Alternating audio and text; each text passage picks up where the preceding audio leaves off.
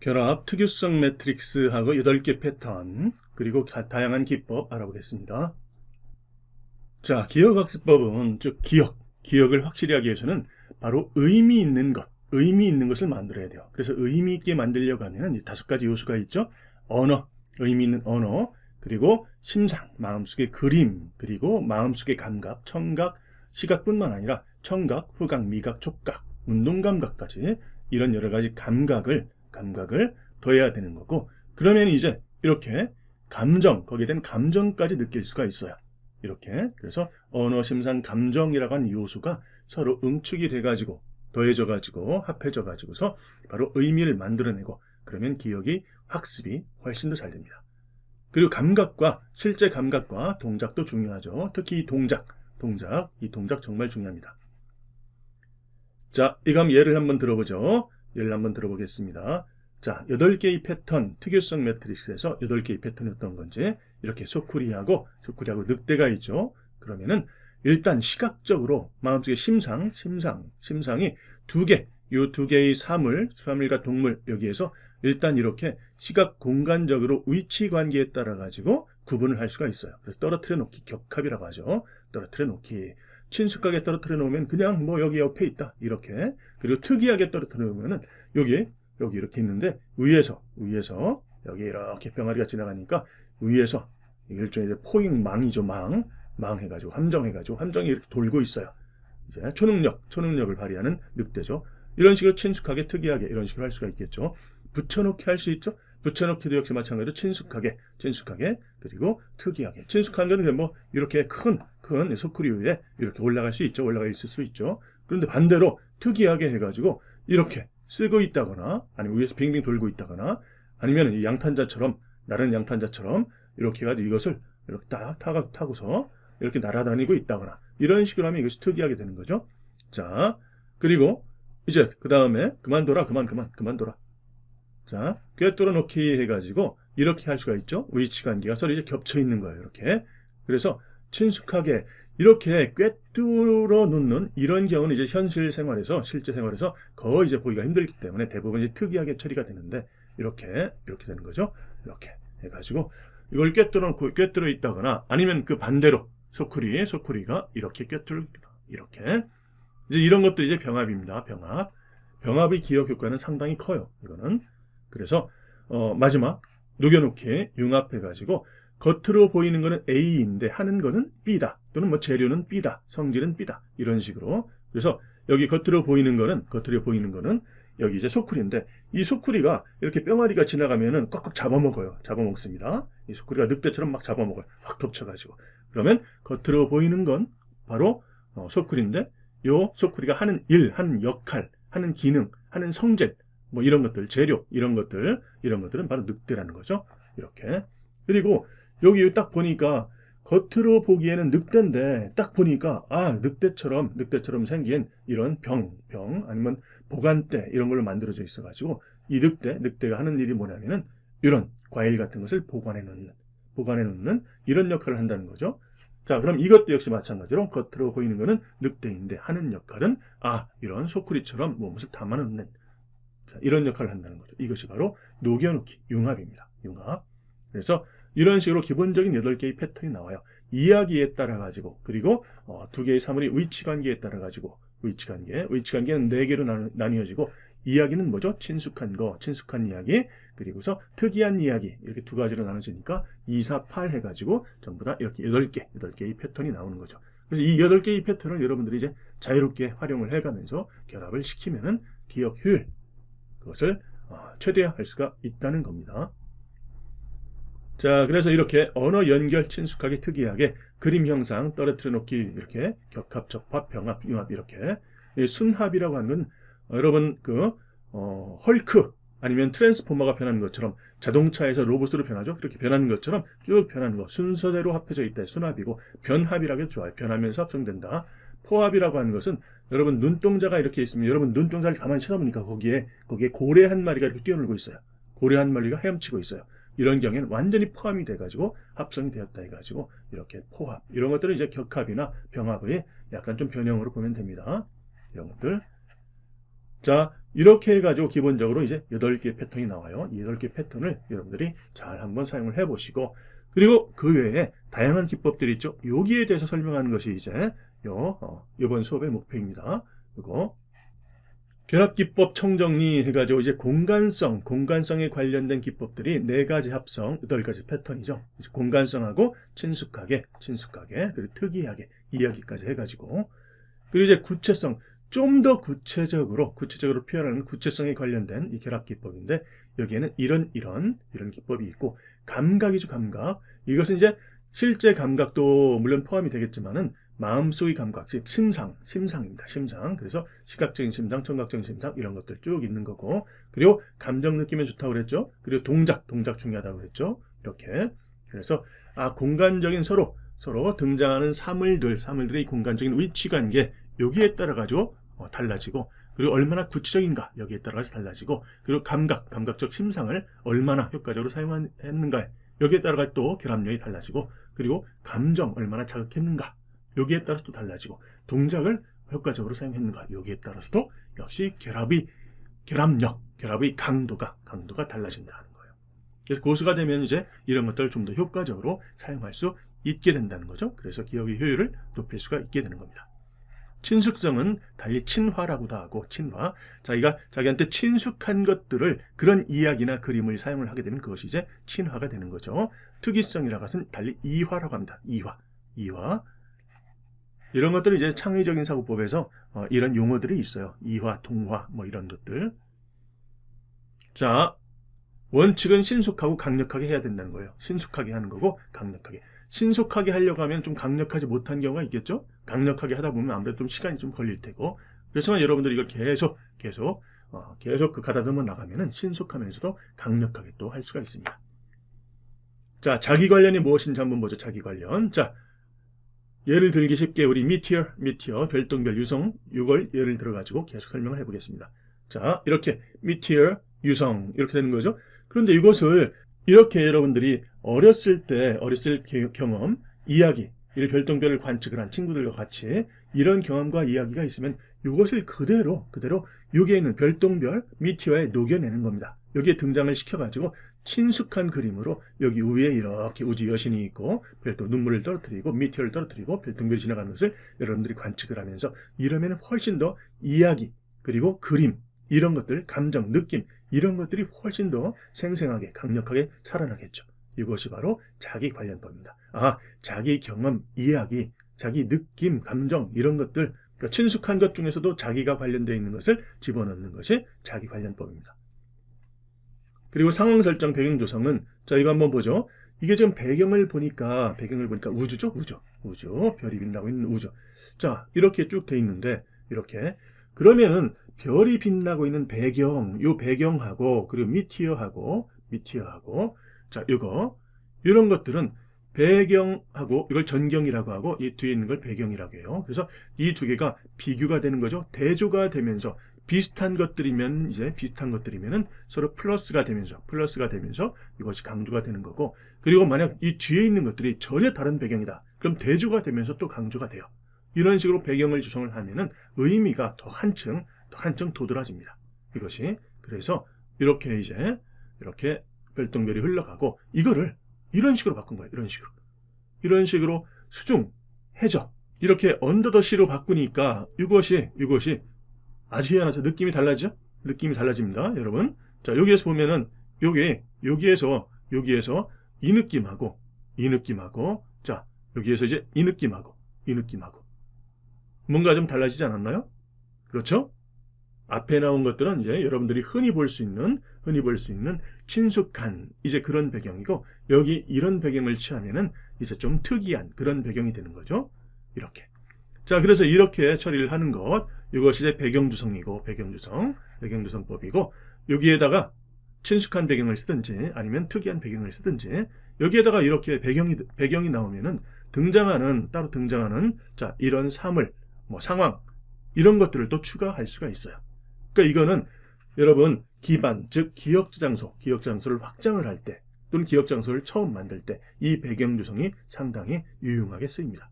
그래서 배경 조성을 여러분들이 열심히 하다 보면은 이 메모리 맵, 즉 기억 저장도 쉽게 만들 수가 있어요. 즉석 관련 기반도. 배경 조성, 즉 또 다른 말로 상황 설정, 배경 조성 또는 상황 설정은 메모리 맵, 기억의 궁전, 즉석에서 만드는 기억의 궁전하고 밀접한 관련이 있구나. 이렇게 알아두시면 됩니다. 배경 조성은 전경하고 요 배경하고 서로 비슷한 것들, 그리고 완전히 다른 것들, 이런 대비 효과, 비교 효과, 대비 효과로 인해 가지고서 의미가 두드러지고, 그리고 요 배경에 이런 것들을 추가함으로써 즉석 관련 기반, 즉 메모리 맵을 만드는 데도 도움이 된다 하는 거. 그리고 인과법, 이 인과법은 그런 이제 상상적인 그런 인과관계든 논리적인 인과관계든 만들어 놓는 것이 인과법입니다. 이렇게 하는 거죠. 여기에서 이렇게 여신 눈물을 흘리니까, 여기에 눈물을 흘려서 무엇 해서 무엇 하니까 이렇게 별똥별이 별똥별로 떨어진다. 무엇 해서 무엇 하다, 무엇 하니까 무엇 하다. 이런 식으로 처리를 하는 것이 바로 인과법입니다. 인과법. 그리고 두 번째, 대화법. 대화법은 등장하는 여기에서 이렇게 대화를 시키는 거예요. 이렇게 가서 세상을 밝혀주거라. 이렇게 짧게 대화를 했다고 마음속으로 이렇게 생각을 하는 겁니다. 이렇게. 여기 별똥별이 사람처럼 대답을 한 거죠. 의인법도 썼고, 여기 이렇게 인과법, 대화법도 썼습니다. 그러니까 이것은 인과법, 대화법을 다 쓴 거죠. 그리고 부연이라고 하는 것은 의미를 좀 더 설명을 해놓는 겁니다. 의미를 좀 더 만들어 놓는 거예요. 그래서 여기서 보면은 도대체 왜 이런 그림이 나왔을까 해가지고 보니까 이러한 이야기를 만들어 놓는 거죠. 태양이 소멸하고 에너지가 완전 고갈된 지구에서 우주 여신에게 여기 지구인들이 빛을 보내달라고 간절히 기도를 했다. 이런 식으로 상상력을 발휘를 해가지고 이렇게 의미를 계속 축적을 시키는 겁니다. 그런데 이것이 너무 심하면 되겠어요? 안 되겠어요? 안 되겠죠. 너무 심하지 않게 적당하게 의미만 축적을 시키는 것, 이 부연법을 잘 쓰는 거겠죠. 이제 이렇게 처리를 하는 것은 좀 시간을 들여서라도 더 확실하게 기억을 해야 되겠다 하는 것들은 이제 이렇게 처리를 하는 거죠. 자, 그 다음에 특징화 또는 특화법이죠. 친화, 특화, 그리고 발음 여기 비슷한 거 동화, 친화, 이화, 특화, 동화. 이거 개념들 잘 파악을 하시길 바랍니다. 특화라고 하는 것은 여기 보면은 자, 이렇게 눈물을 흘려요. 눈물을 흘리는데 이것을 이런 식으로 처리한 거죠. 그렇죠. 별똥별 유성이라고 하는 이 시각적인 특징을 이렇게 잡는 거죠. 이렇게 잡아가지고. 그러니까 별똥별이라고 하는 그 의미가 또 한층 더 도드라지죠. 그러니까 이런 거예요. 이렇게 해서 특징을 잡아가지고 마음속에 심상, 그림을 그리는 것, 특징을 잡는 것. 가령 여러분들이 하마란 녀석을 시각화, 형상화를 한다고 할 때 특화를 잘 시킨 것은 이 중에 어떤 그림일까요? 오리쌤은 하마의 입을 좀 특징으로 잡기 때문에 요 그림이 가장 특화가 잘 된 이런 그림이죠. 이게 오리쌤한테는, 여러분들은 뭐 어떨지 몰라도 오리쌤한테는 이것이 특화가 잘 된 이제 그런 그림입니다. 자, 특화 이제 아시겠죠? 특징을 잘 처리를 해서 마음속에 그림을 그린다. 그리고 여기 감각법에서 시청, 후, 미촉, 오감이죠. 오감, 시각법, 청각법, 후각법, 시각적 부각법, 시각부각법, 청각부각법 이런 식으로 할 수가 있는데, 자, 이거 한번 보겠습니다. 딱 이거 시각법이죠. 시각에서 이렇게 반짝반짝거린다는 거, 반짝거린다. 여기 눈물이 이렇게 반짝반짝거린다는 거. 이거 시각적으로 두드러지게 이렇게 표현을 한 거니까 이거 시각법이고, 그리고 눈물이 떨어지죠. 눈물이 떨어질 때 이 느낌 여러분들 느낄 수 있나요? 이것이 이제 촉각이겠죠. 촉각법. 그리고 이게 소리를 내는 건 마음속에서 눈물이 떨어지면서 빛이 이렇게 나면서 이런 소리가 난다. 이런 식으로 부가 이런 심상들을 부가를 하게 되면은 이런 것들이 바로 청각법까지, 여기에 소리까지 추가를 하게 되면 바로 청각법까지 쓴 겁니다. 이렇게. 미각법, 눈물이 맛이 어떻죠? 눈물이 입속으로 들어갔어요. 짭짤한 그런 미각법, 이런 것들까지 함께 쓸 수 있다는 거죠. 자, 이런 청각법, 운동감각, 이렇게 움직이는 운동감각, 요거까지도 추가를 할 수가 있겠죠. 이렇게 해가지고 이런 것들을 다 쓰면 이런 것들이 바로 복합감각이에요. 그래서 하나만 쓰는 것이 아니라 이런 것들을 운동감각하고 아까 말씀드린 시청, 후, 미촉 이런 것들을 다 최대한 많은 것들을 함께 쓰는 것이 복합감각입니다. 그리고 이제 복합감각 다 쓰는 거죠. 이게 이렇게 해가지고 우리가 이것을 암기를 한다고 할 때 눈으로 보고 그리고 입으로 말을 하고 귀로 듣고 손으로 쓰는 거죠. 그래서 시가 이건 뭐 미각이라고는 할 수는 없지만은 하여튼 소리 둘을 합해가지고 소리를 쓰고 운동감각이죠. 운동감각 해가지고 이렇게 촉각하고 이렇게. 자, 이런 경우 실제 다감각을 사용을 하는 거고, 이제 이것도 물론 필요하지만은 이건 정말 하다 보면 매우 힘들어가지고 오래 계속 못하죠. 그래서 여러분들이 모든 정보에 오랫동안 쓸 수 있는 것은 실제로 마음속의 감각, 즉 심상을 여기에다가 모조리 직접 응축을 시키는 겁니다. 이것이 바로 복합감각이에요. 복합감각. 이렇게 이런 것들 다 쓴다고 그랬죠? 아까 말씀드린 것처럼 이런 것들을 다 쓰는 겁니다. 공감각은 뭐죠? 공감각은 어떤 하나의 자극에서 두 개의 감각 이상을 느끼는 거예요. 그래서 여기서 보니까 이렇게 시각적인 거 이렇게 딱 표현을 했는데, 이것을 이런 식으로 소리까지 느끼면서 이 소리가 이러한 음표, 보표 이런 식으로 물결치는, 자, 마음속에 이러한 그림까지 그렸다고 하면은 청각이 소리가 들리면서 이런 시각적으로 표현이 되는 거니까 청각하고 시각을 함께 느끼는 겁니다. 이것이 바로 공감각 중에 청각하고 시각을 함께 쓴 거죠. 여기 보면은 이렇게 있죠. 분수처럼 흩어지는 푸른 종소리 해가지고 이거 외인촌 김강균 시인의 외인촌 중에 따온 건데, 이거 교과서에 우리는 그렇게 배웠는데 요즘은 어떤지 모르겠어요. 교과서에 바로 공감각을 설명하는 가장 전형적인 식구로 이렇게 이제 알려져 있죠. 분수처럼 흩어지는 종소리인데, 이 소리가 시인이 느끼기에는 분수처럼 흩어지는 시각적인 이런 것도 있고, 또 푸른 색감, 시각적으로 색감까지 느낀다는 거죠. 종소리에서 분수처럼 흩어지는 푸른 이런 시각적인 두 군데를 다 느껴요. 종소리에서 분수처럼 흩어지는 모습하고 이 색감, 시각적으로 푸른 이런 느낌까지 다 느낀다는 거죠. 이런 공감각은 예술가들이 특히 많대요. 그래서 보통 희미하게나마 약하게나마 일반인들도 한 5분의 1, 일반인들의 5분의 1 정도는 이런 공감각을 희미하게 느끼는 사람들이 있다고 그래요. 5명 중에 1명 정도는. 그 중에서 이제 강력하게, 그리고 다양한 감각들, 이런 것들을 느끼는 사람들이 이제 예술가들, 천재들, 이런 사람들한테서 특히 많다고 합니다. 우리 쌤은 공감각이 하나도 없어요. 하나도 없습니다. 자, 공감각. 그 다음에 이제 감정을 자극하는 거, 신화, 악마, 희극, 비극 해가지고 우리 감정을 크게 한번 4가지로 나눠봤어요. 신화, 아주 멋있는 거, 신적인 거, 악마적인 거, 무서운 거, 공포스러운 거. 희극, 아주 재밌고 즐겁고 유쾌한 거. 비극, 슬프고 우울한 거, 이런 것들. 그래서 여기 보면은 이렇게 해가지고 이것을 아주 멋진 또는 우울하게 슬프게 느낄 수도 있겠죠. 슬프게 느끼면은 그것이 이제 비극법을 쓴 것이고, 비극적 부각법을 쓴 것이고, 그리고 여기 아주 멋있게 신적으로 웅장하고 장엄하게 느꼈다고 하면 이제 신화법을 쓴 것이고, 이렇게 된 겁니다. 그리고 공포스럽게 악마적인 이렇게도 사용할 수가 있겠죠. 자, 여러분들은 여기에서 아주 멋있게 느낍니까? 아니면 좀 슬프게 느낍니까? 신화법입니까? 비극법입니까? 그 다음에 이렇게 나타날 수도 있겠죠. 이렇게 나타내 가지고서 우리 여기에 있는 우리 문명 지구의 별똥별이 막 떨어지는 그런 악마적인 또는 비극적인 이런 그림을 또 그릴 수도 있겠죠. 자, 그래서 여러분들 실제로 암기를 한다고 할 때 이 암기라는 것이 있을 수 없다고 그랬죠. 있을 수 없고, 여러분들이 감정을 자극하는, 자극을 감정하는이 아니라 감정을 자극하는, 자, 이런 그림들을 얼마든지 만들어낼 수 있어요. 그러니까 공부가 재밌는 겁니다. 다만 숙달을 좀 해야 돼요. 숙달을. 자, 그 다음에 관능법. 여기 참 문제의 기법인데, 관능법. 에로틱한 이제 그런 감정. 그렇죠? 그래서 이런 관능법을 이제 많이 쓰는 그런 이제 기억 전문가들이 있대요. 우리 쌤은 이건 그렇게까지 많이 쓰지 않습니다.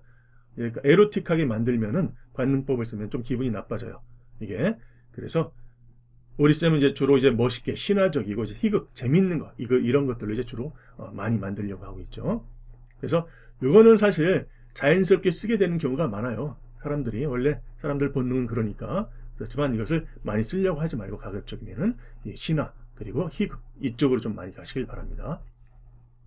관능은 따로 예시를 들지 않겠습니다. 그리고 과장법은 말 그대로 과장하는 겁니다. 과장하는 거. 이렇게 하나 이렇게 할 수도 있고, 엄청나게 많은 걸로 할 수도 있고, 또 엄청나게 또 과장할 수도 있죠. 이렇게 상황을 가정할 수도 있고, 그리고 또 이렇게도 과장을 할 수가 있겠죠. 이렇게도 엄청나게 또 과장을 할 수가 있어요. 그래서 어떤 수나 양 또는 상황 이런 것들, 움직임이 있으면 움직임이 동작이 정도를 강한다든지 수량, 정도, 상황 이런 것들을 과장하거나 또는 과소 엄청나게 적게 그래서 코끼리를 개미만하게 그리는 것도 과장법이죠. 정확하게 말하면 이제 과소법이 되겠죠. 과소법 중에서. 그리고 개미를 코끼리처럼 만드는 것도 이것도 과장법, 과대법이 되겠죠. 자, 이렇게 과장해서 표현을 할 수도 있습니다. 그 다음에 의인, 역전, 동화 이거 한꺼번에 설명을 하면은 의인 이렇게 하고 난 다음에 우주 여신을 사람으로 이렇게 표현을 한 거죠. 우주를 여신으로 의인법이고, 그 다음에 이렇게 해가지고 거꾸로 역전을 시킬 수도 있겠죠. 이렇게 역전시킨 거예요. 이거는 우주 여신이 아니라 이렇게 악마, 우주를 관장하는 이 사람이 우주를 다스린 사람이 이렇게 악마다 해가지고 역전, 반전을 시키고, 이것은 악마법도 되겠죠. 악마적인. 그리고 이제 이렇게 해가지고 이렇게 별똥별을 이런 식으로 처리를 했다고 봐요. 그러면 여기 별똥이 나타났죠? 별똥. 상당히 이제 역전된, 반전된 이제 그런 별똥별 유성이 아니라 이 별똥, 실제로 똥이 나타나는 거니까 이런 식으로 해가지고 의인법을 썼죠. 의인법을 또. 그래서 의인법, 역전법 이런 것들. 그리고 동화법이다, 동일시법이다. 이건 뭐냐면은 자 여기에서 이렇게 웃고 있는데 이거를 이제 오리쌤이 실제로 이 별똥, 요 똥 하나, 자 요것처럼 이제 오리쌤이 상상을 하는 거예요. 그래서 오리쌤이 우주를 별똥별이 되어가지고 이렇게 쭉 날아가고 있는 모습으로 상상을 하는 겁니다. 실제로. 그래서 이렇게 상상을 하게 되면은 참 희한한 감정들이 살아납니다. 그래서 오리쌤이 이 동화법도, 동일시법, 동화법도 상당히 이제 많이 쓰는 기법이에요. 자, 그 다음에 액션, 동작을 부과를 하는 거죠. 그래서 액션을 부과를 한다, 연극을 한다, 강의를 하는 것처럼 이런 식으로 처리하는 것이 바로 동작법을 쓴 겁니다. 그래서 동작 부과해가지고 실제 공부할 때 막 활발하게 움직이는 거죠. 좋았어 할 때 손도 막 움직이거나 머리를 막 잡아뜯거나 이런 식으로 막 재미있게 동작을 하면서, 그리고 더 나아가지고서 이렇게 연극을 하듯이 잠깐 쉴 때 이렇게 연극을 하듯이 말도 한번 해보고 강의를 하듯이 해가지고 확인도 해보고 이런 식으로, 이것은 동작, 특히 동작을 부과를 해가지고 우리 의미를 더 응축을 하는 이제 그런 기법이 되겠어요. 그래서 여기 나온 것처럼 지금까지 이제 결합의 기법을 총정리했는데 요것만 있는 건 아닙니다. 생각하기에 따라가지고 이 이외에도 얼마든지 다른 이름을 붙일 수 있는 그런 기법들이 있겠죠.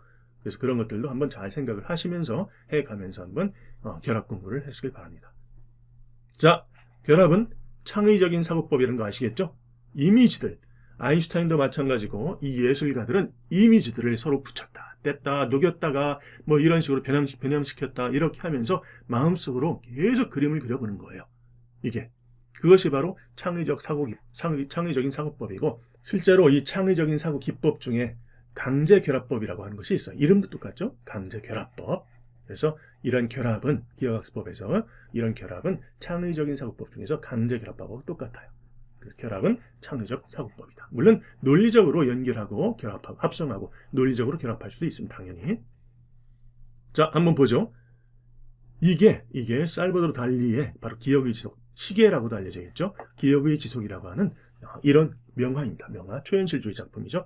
그래서 살바도르 달리의 그 이야기를 들어보면, 자서전 그 이야기를 들어보면은 이렇게 여기 올리브 나무, 그리고 이렇게 태양빛을 받고 있는 암석, 이런 것들은 이제 자기 경험, 기억 속에 있는 아주 잊혀지지 않는 추억들이라는 거죠. 이런 것들을 서로 조합을 하고 해가지고, 자, 여기 보면 시계가 녹아있죠. 이것은 뭐와 뭐를 융합시킨 걸까요? 이것은 바로 이렇게 시계하고 치즈를 이렇게 융합시킨 거예요. 치즈. 이 두 개를 융합을 시키면은 치즈처럼 겉으로 보이는 거는 시계지만은 이것의 성질은 치즈처럼 이렇게 녹아버린다는 거죠. 그래서 이것을 이제 분석하는 이제 평론가들은 이 시계가 죽음을 의미한다, 뭐 이런 식으로 평론을 하는데, 여기에 나와 있는 것은 이게 눈이고 눈썹이죠. 여기 눈썹이 이렇게 있고 혀가 쭉 나와 있는 것 같고 코, 혀고, 돌 위에 이렇게 이게 이제 바로 달리의 자화상이라고 합니다. 자화상 위에 시계가 이렇게 쭉 녹아져 이런. 그래서 이런 이미지들 서로 격합하고 그리고 접합하고 병합하고 융합시키면서 다양하게 이렇게 서로 조합을 시키면서 바로 이런 창의적인 생각을 얻는구나. 창의적인 상상을 얻는구나. 이번엔 이 그림을 한번 보겠습니다. 이 그림 많이 아시죠? 이 그림 절규, 얘도 바로 뭉크 해가지고 이제 이 뭉크가 산책을 가는데 석양이 쫙 지면서 이 석양새 이 붉은 색깔이 붉은 피처럼 보이고 어떤 절규하는 소리가 들리는 것 같았다는 거예요. 그럼 뭐죠? 이건 공감각이죠. 바로 시각적인 데서 소리를 함께 느끼는 이런, 그래서 엄청난 이제 공포심 이런 것들이 몰려왔다고 그러는데, 자, 그 장면을 바로 그림으로 표현을 한 겁니다. 그러니까 여기에 공감각이 딱 걸쳐 있고 이러한 시각적으로 자극, 시각법 이런 것들이 사용되어 있고, 그리고 자기 관련되어 있죠. 자기 이야기를 쓴 거니까. 자, 이런 그림들 역시 마찬가지로 결합의 기법은 창의적인 사고의 기법이다. 바로 겨울비 골콩드라고 하는 르네 마그리트의 작품입니다. 이것이. 그래서 보니까 겨울비 하는 일, 기능, 역할은 비가 막 쏟아지는 것처럼 사람들이 쏟아지니까 비인데, 겨울비인데 딱 보니까 요 겉으로 보이기에는 사람이라는 거죠. 사람, 신사, 정장을 입은 이렇게. 그리고 배경을 이렇게 도시 이렇게 해놓고 배경을 또 달리하면 이 그림 또 다른 의미, 다른 느낌이 살겠죠. 이렇게 배경 조성 해가지고 그 다음에 이거 보면은 사람의 얼굴을 아주 특이하게 만들어서 이화 특이하게 만든 특이화 시킨 거죠. 이렇게. 그래서 이게 나름대로 이렇게 특이하게 이렇게 만드는 거니까 공하고 사람 얼굴하고 이렇게 융합을 시켰다고 볼 수도 있고, 공하고 그러면 다른 의미가 또 여러 가지 많은 의미가 생기게 되는 거죠. 도대체 이 사람이 머릿속에는 무엇이 들어있을까? 뭐 이렇게 질문이 나오고 또 여러 가지로. 그리고 사람은 보니까 사람이 여기에 몸체는 없고서 이 옷만 있어요. 그럼 여기에 또 나름대로 의미가 생기는 거고, 배경을 보니까 산이 있죠. 산이 있고 이 배경이 산이 아니라 다른 것이라고 하면은 여기 또 다른 의미가 생기는 거고, 배경 조성, 특이화 이런 식으로 여러 가지 기법을 썼습니다. 이런 것들 서로 이 이미지들을 서로 떼어가지고서 서로 조합시키는 이런 기법을 초현실주의 이쪽에서는 딥페이즈망이라고 그러는데요. 딥페이즈망. 이것이 이제 이름은 생활의 예술이라는 겁니다. 생활의 예술. 이름도 참 생활의 예술적으로 지었네요. 자, 그 다음에 요거 구름이 있어요. 구름이 있고서 구름이 입술 모양으로 해가지고 가운데 빛나고 있습니다. 기가 막히죠? 이게 작별의 키스라는 블라디미르 쿠시 역시 초현실주의 이 작가 블라디미르 쿠시의 작별의 키스라는 거예요. 이게 구름하고 그리고 여기 입술하고 융합을 시켰죠. 융합을 시켜가지고 배경은 여기에 적절한 전경하고 배경에서 배경은 비슷한 걸로 놓았습니다. 이렇게. 그리고 여기에 있는 이 작품의 이름은 잠자리에 들리는 책 역시 마찬가지 블라디미르 쿠시의 작품인데, 여기 책하고 여기 침대하고 서로 접합 또는 병합시켜 놓았죠. 이렇게 해요. 여기 사람 이렇게 집어넣고. 자, 이렇게 해가지고 이제 여러 가지 의미를 응축을 시키고, 의미를 평소 우리가 생각하고 있는 그런 의미하고 다른 의미를, 다른 감각을, 다른 느낌을 주는 것, 다른 감정을 주는 것, 이것이 바로 이 사람들이 한 일, 이 사람들이 바로 상상이라고 할 수가 있겠습니다. 자, 이렇게 기억학습법의 결합법은 창의적인 사고법에서 강제결합법과 똑같다. 즉, 기억학습법은 창의적인 사고, 여러분들이 발휘를 해야지 기억학습법이 달인이 될 수 있다. 그리고 창의적인 것뿐만 아니라, 상상적인 것뿐만 아니라 바로 논리적인 사고, 즉 여러분들 단락이나 책을 읽어갈 때 논리적인 사고에도 역시 능해야지 기억학습법을 마스터수준까지 익힐 수가 있게 되는 거죠. 그래서 우리 쌤이 항상 말하죠. 기억학습법은 언어하고 심상, 그림하고의 콜라보다. 또 하나 논리하고 상상 또는 창의, 논리하고 창의와의 바로 콜라보다. 이렇게 말씀을 드리는 겁니다. 그래서 이렇게 조합 또는 융합되어 있는 거는 이 스마트폰을 보면 알 수가 있죠. 여기에 엄청나게 많은 것들이 다 융합이 되어 있습니다. 기능들이 다 여기 섞여 있어요. 다 이렇게. 자, 다시 한번 기억학습법의 결합법은 창의적 사고법의 강제 결합법이다. 한국어 단어를 결합한 것은 누워서 떡먹기입니다. 누워서 떡먹기예요. 그래서 여기서 보면은 이것이 이제 지학사의 개념풀 지구과학 교과서 여기 42페이지, 44페이지, 44페이지의 이 부분을 한번 보겠습니다. 이 부분을 예로 한번 들어볼게요. 그래서 이 부분, 조직과 화학 구성에 따른 화성암이 분류해가지고, 자, 이렇게 해서 이것만 한번 보도록 하겠습니다.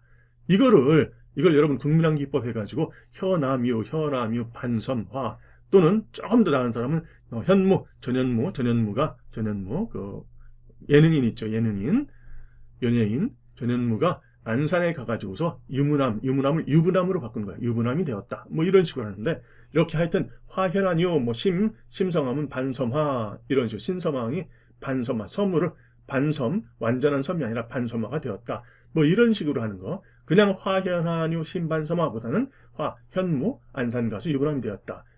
반섬이 되었다. 이게 좀 낫긴 하겠지만은 이런 것보다는 좀 더 이렇게 처리한다는 거죠. 이렇게.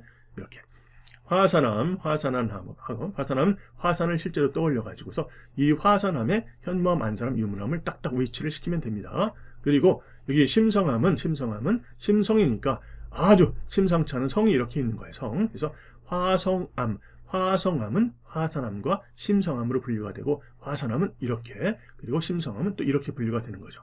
자, 계속 보겠습니다. 현무함은 이렇게 현무.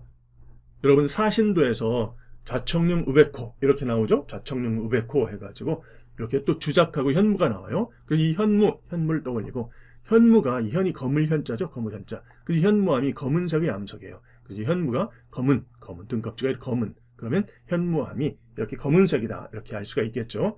그리고 현무를 현명한 무 이런 식으로 또 의인법을 써가지고 이런 식으로 바꿀 때 있고 또 이렇게 해가지고 전현무 연예인 이렇게 떠올릴 수 있는 거고 전현무 씨.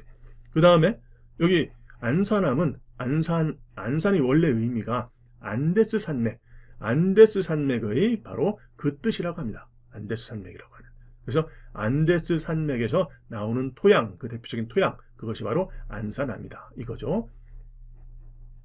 그래서 이 안데스 산맥에서 안데스 사이트에서 안산 이런 식으로 바꾼 거니까 이음 발음을 비슷하게 빌려온 거죠. 이렇게. 그리고 유문함은 아주 우윳빛깔의 문이 있어요. 우윳빛깔의 문. 아니면 우윳병을 물고 있는 아이. 유문 이런 식으로 표현할 수도 있는 거고. 그래서 여기 볼케이닉 락에서 화산함이 있으니까 화산함의 종류는 현무함, 안산함, 유문함이 있다고 할 때 현무가 안산을 올라가고 있는 거죠. 현무가 안산을 올라가요. 그래서 보니까 여기에 유문이 있어요. 그래서 왼쪽에 현무, 가운데에 안산, 오른쪽에 유문. 이런 식으로 딱 보면은 왼쪽에 가장 색깔이 어두운 것이 여기 현무, 중간이 안산, 그리고 오른쪽이 우윳빛깔이 바로 유문이구나. 이런 식으로 서로 결합시켜 놓으면 확실히 알 수가 있게 되는 거죠. 이렇게. 그리고 여기 반려함 마찬가지입니다. 반려함, 심성함 중에 반려함은 이렇게 해가지고 검은 반려견이니까 색깔은 검은색이 가깝다는 거죠. 검은 쪽으로, 어두운 쪽으로. 섬록함은 섬에 살고 있는 사슴이에요. 섬록, 사슴록자로 봐가지고 이것도 섬으로 보고, 그래서 섬록함 이런 식으로 바꿀 수가 있겠죠. 비슷한 발음으로. 화강함은 꽃이 흐르는 강으로 바꿔요. 화강. 이것만 바꾼 거죠. 그래서 이렇게 꽃이 피어있고 꽃이 흐르는 이런 강으로. 이렇게 강으로 바꿔서 요 순서를 반려함, 섬록함, 화강함의 순서를 알고 싶다 그러면 여기에서 이쪽에는 강아지, 검은 색깔의 강아지가 있고 이쪽에는 중간 색깔의 여기 섬록, 사슴이 있고 그리고 여기 가장 오른쪽 밑에는 화강이 흐르고 있고 이런 식으로 해가지고 왼쪽에 있는 것들은 어둡고 이제 검정색에 가까운 거고 오른쪽에 있는 것들은 하얗고 흰색, 밝은 색에 가까운 이런 암석들이니까 암석의 겉 모양까지도 다 파악을 할 수가 있습니다. 위치에 따라 가지고. 그리고 여기 심성함 같은 경우에는 깊은 곳에서 원래 이 한자의 뜻을 다 분석을 하는 게 좋아요. 의미매개법을 쓴다고 그러는 거죠. 의미매개법. 그래서 의미매개법도 쓰고 그리고 발음매개법도 같이 쓰는 게 좋습니다. 그리고 이제 대학교 전공으로 들어가면은 여기는 영어 표현, 영어 단어도 다 알아야 되는 거죠. 그래서 반려함, 까불어 그러면 반려견이 자꾸 까부는 모습 이런 식으로 처리를 하게 되면은 이런 것들 아주 어렵지 않게 다 처리를 할 수가 있습니다. 이제 우리쌤이 1993년도에는 메타보캐뷸러리 4파로 한번 변환과 결합, 이것은 어떤 변환을 시켰고 어떤 결합을 했다, 기법을 한번 알아보기로 하겠습니다. core 이것은 전부 변환을 시킨 거죠. 줄여가지고 이 core 약간 길게 발음되는 것을 core로 줄여가지고 전부 변환하고서 줄여서 만든 거고 핵심이야. 이거 보니까 요 코, 돼지 코, 의인법을 썼죠? 의인법 썼고, 이걸 특화, 특징을 확실하게 잡았고, 이렇게. 그럼 이거 양면 결합시키고 싶으면은, 핵심을 발음 변환시켜가지고 핵심 거죠? 핵을 여기에 심은 거예요. 핵을 심었습니다. 이렇게. 자, 이것이 양면 변환까지 시킨 거예요. 근데 이렇게까지는 할 필요는 없어요. 뭐, 간단하니까. 자, 서베이 해가지고, 서베이. 원래 서베이인데, 서베인데, 요 서베, 이 비읍을 앞으로 옮겼죠. 그래서 서에 이렇게 한 거죠. 음을 굴린 거죠. 받침을 굴린 겁니다. 서베이, 이런 식으로. 그리고 여기 보면은, 걸리버 여행기의 그 이야기를 그대로 옮겨놨죠? 이게 뭐죠? 친화법을 쓴 거고, 이 발음 변환 같은 경우에는 받침을 굴린 거다. 이렇게, 특히. 자, 이거 의인법 썼죠? 의인법 쓴 거고, 또 해가지고, 프로브에서, 으 발음을 우 변환을 시킨 거죠? 해가지고, 이렇게, 대화법 썼고, 아주 재미있게 희극법을 쓴 거죠. 그리고, 이 마블은, 여기 보면은, 엄마벌한테 아빠벌이 프로포즈 한 거. 자, 이런 식으로 해서 이것도 역시 마찬가지로 엄마 아빠 이야기니까 자기한테 친숙한 이야기, 친화법을 쓴 거고, 대화법 썼고, 의인법 썼고, 재미있게 한 거죠. 이렇게. 그리고 리타이어 마찬가지입니다. 대화법, 의인법, 리타이어. 이렇게. 자, 이것 역시 마찬가지로 친화법을 쓴 겁니다. define, 파인애플이라고 썼고, 발음을 비슷한 발음을 바꾼 거죠. define 하고서, 여기, 이장사 20년, 아니야, 장보기 경력 60년. 이거는 이러한 유머가 있죠. 어떤 노인하고 택시 운전사하고 사고가 났는데, 택시 운전사가, 저는, 모범 운전사 경력이 20년이에요. 이거 할머니가, 이거 어르신이 잘못한 겁니다. 이러니까, 그 어르신이, 야, 나는, 무사고 보행이 70년째야. 이렇게, 이런 이제 유머가 있는데, 그것을 이제 그대로 차용을 한 겁니다. 이 장사는 20년이라고요? 아니야, 내가 장보기 경력 60년이라고. 이렇게 친화법을 쓴 겁니다. 희극법, 재미있게 만든 거죠. 팅 하면은 청각법을 쓴 거고. 자, 정의하다에서 정의를 대변하는 이 슈퍼맨이 해결을 해줍니다. 이거 양면 변환을 쓴 거죠. 양면 형상, 양면 매개법까지 쓴 겁니다. 이런 예시만 들어보는 거예요. 이렇게까지 하지 않더라도 됩니다. 프로스에서 대포, 여기 포를 쓰는 포를 쓰는 또는 포수의 힘, 이런 식으로 변환시켰고, 이건 이제 역전을 시킨 거죠. 이 그림을 역전을 시킨 거예요. 이렇게. 자, 이거 역시 친화법을 쓴 거죠. 여기에서 연못에서 신령이 금도끼, 은도끼, 쇠도끼의 이 이야기를 그대로 한 거죠. 네 것이냐 이 TV가 아니요, 제 것은 금 TV인데요. 이런 식으로 부정하는 네거티브. 파블리시 이시성을 가진 가수를 떠올려가지고 이 파블리시가 발표하다, 파블리시 이런 식으로 처리하면은 여기 청각봉 막 떠드는 거 이런 것들 이렇게 이런 소리까지 가능하면 느껴보려고 하는 거죠. 청각 하고 막 춤을 추는 운동 감각, 촉각 이런 것들도 느끼고. 레더 해가지고 여기 네 해서 레로 바꾼 거죠. 두음 법칙에서 음을 비슷한 음으로 바꾼 거고, 막 너무 더러워가지고서 냄새가 나는 여기 냄새가 나는 거니까 후각법을 실제로 냄새를 한번 맡아보세요. 이런 식으로 레더 하면 사닥다리가 그대로 떠올립니다. 그러면 profess 문제를 풀어가지고 패스할 거야 라고 1등으로 패스할 거야, 공헌하다 이렇게. 이거를 이렇게 해가지고, 여기 보면은, 천재인차, 패스할 것을 공헌하다. 꼴찌가 천재인치 하는데, 직업으로 하면 좋겠군. 요새 직업이 너무 거짓말하는 사람들이 많아가지고. 자, 그래서 이렇게 쭉 연쇄 결합을 해가지고, 패스를 공헌하다, 인치하다, 직업으로 하다. 이런 식으로 세 개의 뜻을 다 연쇄 결합으로 처리한 거죠, 이거는. 그래서, 여기, 수비. 축구로 따지자면은, 이렇게 수비가 꽁꽁 묶어요. 이렇게. 쇠사슬 수비를 카테나치오라고 하는 이 쇠사슬 수비를 펼치고 있는데, 이것을 딱 풀어버리는 거죠. 이것을 딱 풀어버리면서 패스를 해가지고 이기겠다, 공헌하는 장면 이런 식으로 처리할 수도 있습니다. 이 뒤에 스트레스, 이건 정말 이거 정말 고통이 느껴지는 것 같지 않나요? 이렇게 시각적으로도 그렇고 실제로 동화를 한번 시켜볼까요? 동일시 한번 해보세요. 동화법을 써가지고 이 고통을 느낀 사람이 나다 해서 이 뒤에 촉각, 이런 고통, 이런 것들 한번 잠깐 상상을 해보면은 잊혀지지 않겠죠. 디스트레스, 고통. perfume, 퍼렇게 피우는 거죠. perfume, 피움. 피움을 피움으로 바뀐 것은 음을 늘린 거예요. 피움을 확실하게 피움으로 늘린 거죠. 음을 늘려가지고 퍼렇게 음을 더하고서 여기를 이제 피움 나누고서 나누고 더하고 늘리고 이렇게 한 거예요. perfume. 그래서 퍼렇게 피운다. 이 향기, 이 향수, 이 냄새를 후각으로 맡으면서 퍼렇게 이게 지금 여기 표시가 안 돼 있는데 이런 퍼렇게 이렇게 시각적으로 표현을 하면 이것이 바로 공감각입니다. perfume 해가지고 파란 안개 같은 것이 쭉 돌려가면서 그 냄새를 한번 맡아보세요. 이걸 undergo 같은 경우에는 이 한신, 초한지 한신이죠. 초한지 유방의 첫 번째가 신화 명장 통일을 한 한신의 이야기 과하지옥이라고 하는 바로 동네 불량배의 그 사타구니 허벅지 이 다리죠. 다리 사이로 지나가는 과하지옥이라고 하는데 자 언더고니까 밑으로 가는 거야. 그럼 이렇게 한신의 이야기를 떠올려 보겠습니다. 이것도 역시 친화법을 써가면서 이렇게 그래서 어떤 받다, 겪다, 참다 이런 언더고 이것은 그러니까 의미 매개를 하고 발음 매개는 아니죠. 이것은 의미 매개를 하고서 그리고서 여기 한신이라고 하는 그 여러분들이 알고 있는 이야기 친화법을 쓴 겁니다. gratify. 그래서 gratify 발음을 정직하게 해가지고 gratify에서 그래 배 터지게 파이를 먹어라 이런 식으로 발음을 변환을 시켰고 그리고 이것을 보니까 만족시키는구나 배를 채운다 이런 뜻인데 여기 이거를 이렇게 돼지족으로 바꿨어요. 만개를 시킨 거 족발을 만개를 시킨 거예요. 그래서 여기는 돼지를 만족시키는 장면 gratify 이런 식으로 이것을 파이도 배 터지게 주고서 또 만개의 족까지 시키는 이것은 바로 양면 매개법을 쓴 겁니다. 만족시키는구나.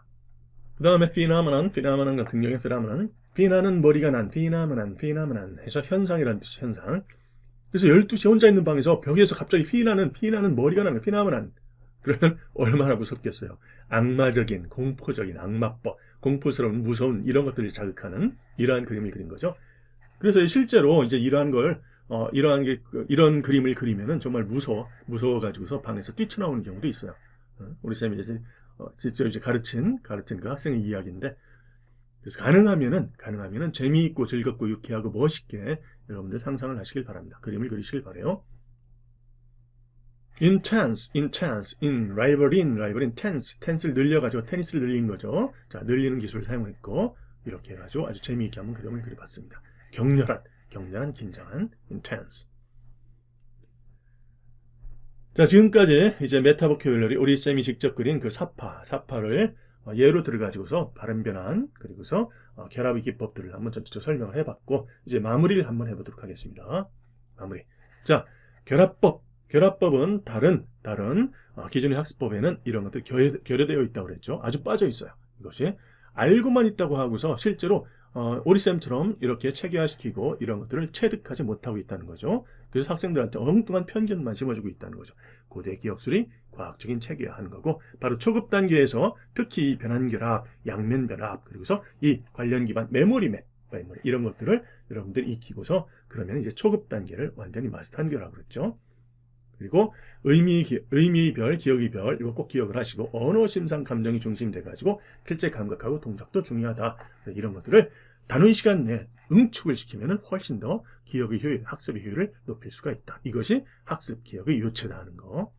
그리고 단어는 이렇게 네 가지 정보로 분류가 되고 이렇게 분류가 되고 각 이 정보마다 처리하는 방법을 익혀야 된다 하는 거.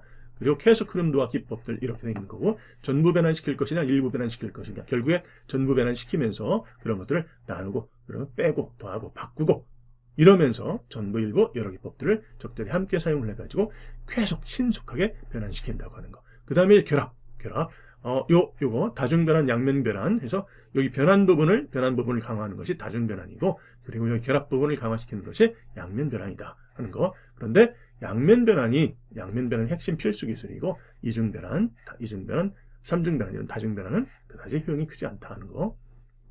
그리고 결합 시스템 특이성 매트릭스를 딱 보니까 이런 매트릭스에 친숙하게 특이하게 위치 관계로 네 가지로 이야기의 친숙성 특이성으로 두 가지 해서 총 8가지 패턴이 있다고 하는 거. 여기에 이런 다양한 기법들이 있다. 이런 것들을 여러분들이 이제 자동화 수준으로 쭉 이렇게 익히면은 결합의 기법 확실히 사용을 하게 되면은 결합의 효율을 엄청나게 향상시킬 수 있다 하는 거. 자, 이렇게 이제 변환 결합의 기법까지 다 훑어봤는데 이런 기법들은 평가의 기준입니다, 여러분. 진화 공식이라고 했죠. 여러분들이 어떤 한 분야에서 계속 진화, 즉 발전 공식, 발전해 나가려고 하면은 준비하고 실행하고 조정을 하고 이것을 계속 반복을 하는 거예요. 조정할 때 확인, 평가, 규정을 하죠. 그래서 단어를 여러분들 단어 메타 학습한 다음에 그 다음에 이것이 잘 기억이 되는 것, 그리고 기억이 잘 안 나는 것, 이런 것들을 평가를 해가지고, 이것은 변환 결합 기법 중에서 어떤 것을 내가 잘못 썼기 때문에, 안 썼기 때문에, 이런 식으로 평가를 하고, 그걸 교정을 하고 난 다음에, 다시 또 준비하고 실행 교정을 계속 반복을 하는 거죠. 이게. 그래서 이것들을 이제 경영학 이런 데에서는, 플랜드 체크 액트, 뭐 이런 식으로 표현을 해요. 자, 진화 공식, 준비하고 실행하고 조정하고, 여러분들 계속 준비하고 실행하고 조정하면서 이 단어 정보, 기억 능력을 10배 이상 꼭 향상시키시길 바랍니다. 그래서 이제 다음 단어의 메타학습 개별화 파트로 들어가가지고서 여러분들한테 적절한 자료, 개별화 자료를 통해 가지고서 확실히 여러분들이 단어 결합법 실력을 향상시키는 이제 그런 수업을 하게 되겠습니다. 자, 다음 수업에서 뵙겠습니다.